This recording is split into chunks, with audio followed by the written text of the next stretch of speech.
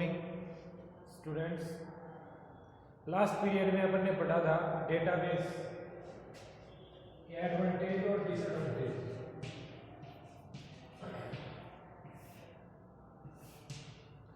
Database के advantage और disadvantage पढ़ा था अपन ने।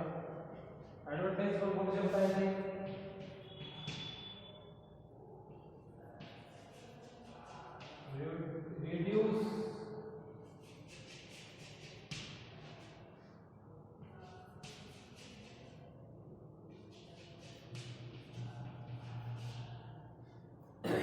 रिड्यूस डेटा रिडंडेंसी यानी डेटा की पुनरावृत्ति को कम करना।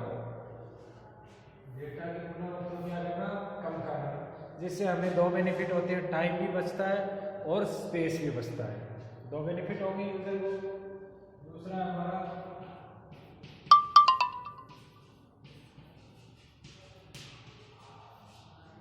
Data sharing. डेटा शेयरिंग की सुविधा होती है डेटाबेस के अंदर, जिससे यूजर का टाइम बचता है। डेटा शेयरिंग का मतलब एक साथ एक से अधिक यूजर्स उसी डेटा को काम में ले सकते हैं, एक ही डेटाबेस को काम में ले सकते हैं। फिर है अपना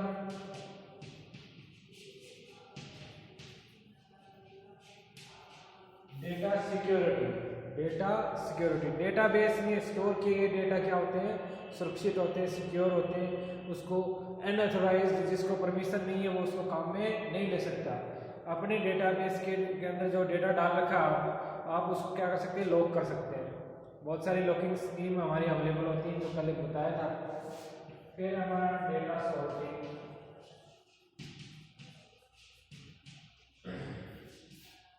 डेटा सॉर्टिंग, डेटा सॉर्टिंग की सुविधा होती है डेटाबेस के अंदर। जो आपने डेटा एक बार डाल लिए, फिर आप बाद में उसको अरेंज करना चाहते हैं असेंडिंग या डिसेंडिंग ऑर्डर में, तो डेटाबेस के अंदर जो डाले गए डेटा उनको आप किसी भी बेस पर, किसी भी आधार पर असेंडिंग और डिसेंडिंग ऑर्डर में आप क्या कर सकते हैं? अरेंज कर सकते हैं। तो ये डेटाबेस के एडवांटेज यही थे। डेटा फाइल सिस्टम या मैनुअल सिस्टम की कमियां थी। मैनुअल सिस्टम की क्या थी? कमियां। क्वेश्चन एक दूसरे के इसी प्रकार से पूछे जाते हैं। नेक्स्ट है इसका डेटाबेस के डिसएडवांटेज कि भी क्या क्या है। डिसएडवांटेज सबसे पहला यह है कि भी डेटाबेस को क्रिएट करने के लिए एक सॉफ्टवेयर की आवश्यकता होती है। उसको खरीदने में आपको कॉस्ट लगेगी, पैसे देने पड़ेंगे।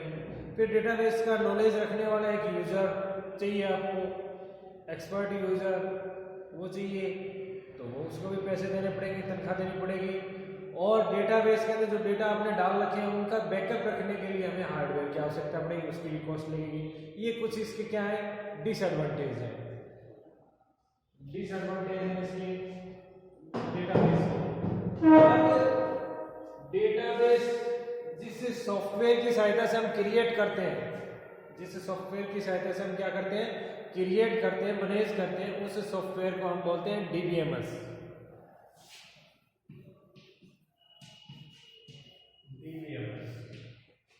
जिस सॉफ्टवेयर की सहायता से डेटाबेस को क्रिएट और मैनेज किया जाता है उसे डीबीएमएस कहा जाता है। डीबीएमएस की फुल फॉर्म क्या होती है? Database management system. Database management system इसकी फुल फॉर्म होती है। और इसकी डेफिनेशन मैंने आपको बता दी। वह है सॉफ्टवेयर जिसकी सहायता से डेटाबेस को क्रिएट और मैनेज किया जाता है, डीबीएमएस कहलाता है या डेटाबेस मैनेजमेंट सिस्टम कहलाता है। अब डेटाबेस मैनेजमेंट सिस्टम के बहुत सारे सॉफ्टवेयर आपको मार्केट में मिल जाएंगे।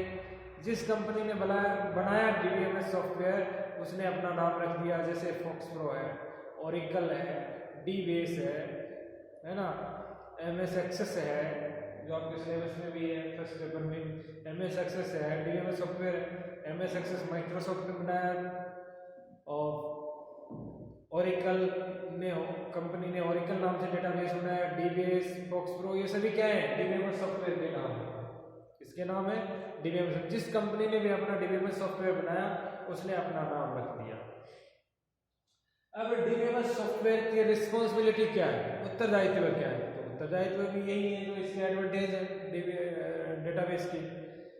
कभी रिस्पॉन्सिबल कौन कौन से काम करने के लिए रिस्पॉन्सिबल है डीबीएमएस सॉफ्टवेयर? तो सबसे पहली रिस्पॉन्सिबिलिटी है कि भाई डेटाबेस के अंदर जो डेटा आप डाल रहे हैं उसकी डुप्लीकेशन नहीं हो, यानी रिपीटिशन नहीं हो। तो डेटा की रिड्यूस करना, डेटा की रिडंडेंसी को रिड्यूस करना डीबीएमएस सॉफ्टवेयर की रिस्पॉन्सिबिलिटी होती है। दूसरा डेटा शेयरिंग, डेटा शेयरिंग करने की भी रिस्पॉन्सिबिलिटी किसकी होती है? डीबीएमएस सॉफ्टवेयर की होती है, ये रिस्पॉन्सिबल है उसके लिए। फिर है थर्ड डेटा सिक्योरिटी, डीबीएमएस के अंदर जितने भी डेटा आपने स्टोर किए हैं डीबीएम, तो उनको सुरक्षा प्रदान करना, उसको लॉकिंग सुविधा प्रदान करना यूजर को, ये रिस्पॉन्सिबिलिटी भी किसकी होती है? डीबीएमएस सॉफ्टवेयर की। नेक्स्ट है डेटा सॉर्टिंग, डेटा सॉर्टिंग भी करने की रिस्पॉन्सिबिलिटी किसकी होती है? तो डीबीएमएस सॉफ्टवेयर की। तो ये इसकी रिस्पॉन्सिबिलिटी है। तो एक क्वेश्चन है, ये क्वेश्चन 5 प्रकार से पूछा जाता है। आंसर एक या 5 क्वेश्चन का कई तरीके से पूछा जाता है। फर्स्ट क्या पूछा जाएगा? Manual file system versus database system, manual file system versus database system. तो वही बताना है आपको, पहले मैनुअल फाइल सिस्टम की कमियां, फिर डेटाबेस, डेटाबेस के लाभ। दूसरा क्वेश्चन पूछा जाता है इसके अंदर, क्या पूछा जाएगा कि मैनुअल फाइल सिस्टम की कमियां बताते हुए डेटाबेस के लाभ बताइए। तो भी वही आंसर देना है आपको। फिर आएगा आपको कि डीबीएमएस सॉफ्टवेयर या डीबीएमएस क्या होता है, इसकी रिस्पॉन्सिबिलिटी भी समझाइए। तो डीबीएमएस एक सॉफ्टवेयर होता है जिससे हम डेटाबेस को क्रिएट और मैनेज करके रख सकते हैं, और रिस्पॉन्सिबिलिटी है डेटाबेस के लाभ है, उसके बारे में बताना है। वो काम करने की रिस्पॉन्सिबिलिटी सब किसकी होती है? सॉफ्टवेयर की होती है। फिर पूछा जाता है डीबीएमएस क्या होता है और डीबीएमएस के लाभ बताइए। कई बार डेटाबेस के लाभ पूछ लेते हैं, कई बार डीबीएमएस के लाभ, बात एक ही है। तो ये लाभ, बेनिफिट, एडवांटेज यही बताने, डिसएडवांटेज ये पूछ लेते हैं इसके। तो इस प्रकार से एक ही आंसर है सभी क्वेश्चनों का, और क्वेश्चन ये 5-6 तरीके से पूछा जाता है। कितनी कई बार आ चुके हैं ये क्वेश्चन इस प्रकार से, कभी किस नाम से पूछ लेते हैं, कभी किस नाम से पूछ लेते हैं। तो मैनुअल फाइल सिस्टम बताएंगे पहले, फिर उसकी कमियां बताएंगे, फिर डेटाबेस क्या होता है वो बताएंगे, फिर उसकी एडवांटेज, और फिर क्या बताएंगे? डिसएडवांटेज। कोई भी क्वेश्चन इस तरीके से पूछा जाए तो आपको इस तरीके से इसको बताना है, इसको डीबीएमएस सॉफ्टवेयर या डेटाबेस को। इसके बाद अगला क्वेश्चन आता है अपना डीबीएमएस यूजर। क्या आता है? DBMS user. कि भी एक डेटाबेस को जो काम में ले रहे हैं सभी, उनको कितनी कैटेगरी में डिवाइड किया जा सकता है? सभी यूजर्स को, या डेटाबेस को यूज में लेने वाले सभी यूजर्स को कितनी कैटेगरी में हम डिवाइड कर सकते हैं, उसके बारे में इसे बताया।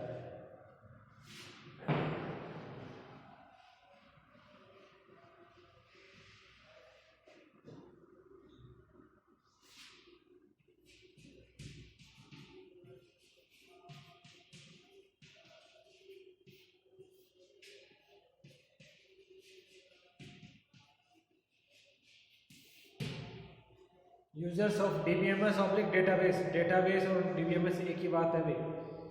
कई बार ये क्वेश्चन कंफ्यूज हो जाते हैं, डीबीएमएस के लाभ बताइए, डेटाबेस के लाभ बताइए, एक ही बात है।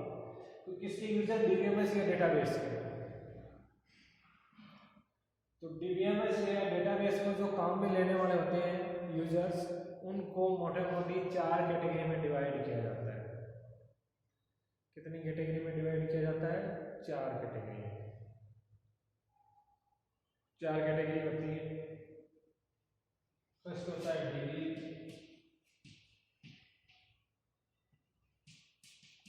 सेकंड होता है एप्लीकेशन प्रोग्रामर,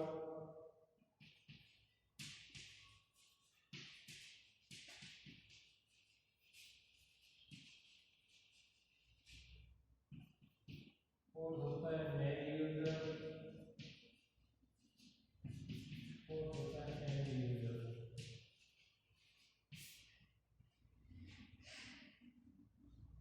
डीबीएमएस के सभी यूजर्स को इन 4 भागों में हम डिवाइड करते हैं। डीबीए इसकी फुल फॉर्म होती है डेटाबेस एडमिनिस्ट्रेटर, प्रशासक। डेटाबेस का क्या? प्रशासक। एप्लीकेशन प्रोग्रामर, नेवी यूजर और एंड यूजर। 4 कैटेगरी होती। पूरे डीबीएमएस डेटाबेस को या डेटाबेस के काम में लेने वाले यूजर्स, सभी यूजर्स को इन 4 भागों में, इन 4 कैटेगरी में रखा जाता है। कितनी कैटेगरी में? 4 कैटेगरी में।